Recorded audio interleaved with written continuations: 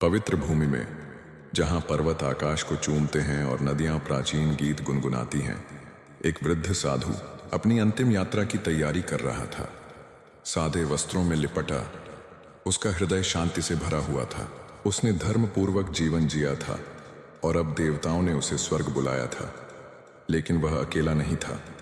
उसके साथ उसका सबसे प्रिय, सबसे वफादार साथी था, एक कुत्ता जिसने जीवन भर उसका साथ निभाया था।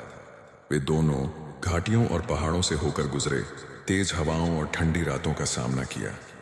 वृद्ध साधु को पता था कि उसकी यात्रा समाप्ति की ओर थी, लेकिन उसके साथ उसके प्रिय कुत्ते की उपस्थिति ने उसे सांत्वना दी।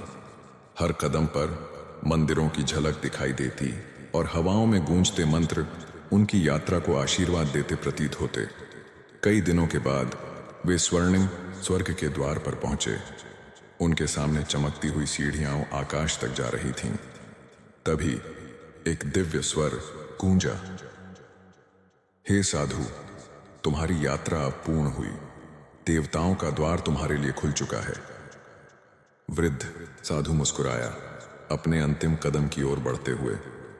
लेकिन तभी उसने पीछे मुड़कर देखा। उसका कुत्ता वहीं स्थिर खड़ा था। एक अदृश्य शक्ति उसे आगे बढ़ने से रोक रही थी। फिर वही दिव्य स्वर दोबारा गूंजा, केवल तुम्हें अंदर आने की अनुमति है, स्वर्ग पशुओं के लिए नहीं है। साधु ने अपने प्रिय मित्र की ओर देखा। कुत्ते की आंखों में वही प्रेम और समर्पण झलक रहा था जो उसने जीवन भर दिखाया था। साधु ने एक गहरी सांस ली और देवताओं की ओर मुड़कर कहा, यदि यह स्वर्ग मेरे सच्चे मित्र को स्वीकार नहीं कर सकता, तो यह मेरे लिए स्वर्ग नहीं हो सकता। मेरा असली स्वर्ग वही है जहां मेरा साथी मेरे साथ रह सकता है। अचानक पूरे वातावरण में शांति छा गई। बादल ठहर गए, हवाएं थम गईं। फिर एक दिव्य प्रकाश सीढ़ियों पर फैल गया। स्वर्ग के द्वार और भी अधिक तेजी से चमकने लगे और फिर वही स्वर सुनाई दिया, प्रेम और निष्ठा स्वयं दिव्यता के प्रतीक हैं। साधु, आगे बढ़ो और अपने सबसे वफादार साथी को अपने साथ ले जाओ। और इस प्रकार गुरु और उसका वफादार कुत्ता एक साथ स्वर्ग की ओर बढ़े, जहां वे सदा के लिए एक साथ रहने वाले।